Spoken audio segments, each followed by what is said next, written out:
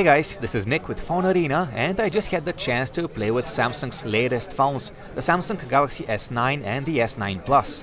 One of the features that I was most excited about was the new camera and, more specifically, its ability to shoot super slow motion video.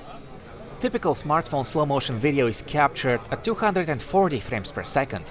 Meanwhile, the Galaxy S9 can capture 960 FPS, and the produced video is 32 times slower than real life.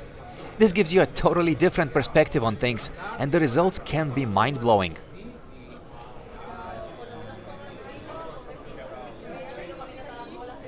But there are a few limitations that I need to mention. Super slow motion videos on the Galaxy S9 are a bit tricky to capture. You see, you cannot just record a single clip and then slow down a portion of interest. You have to tap on a button on the screen to engage the slow motion effect.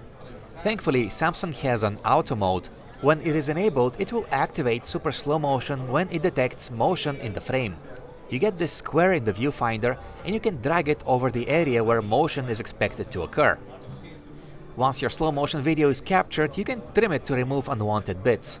You can share it with your friends and you can even set it as a live wallpaper.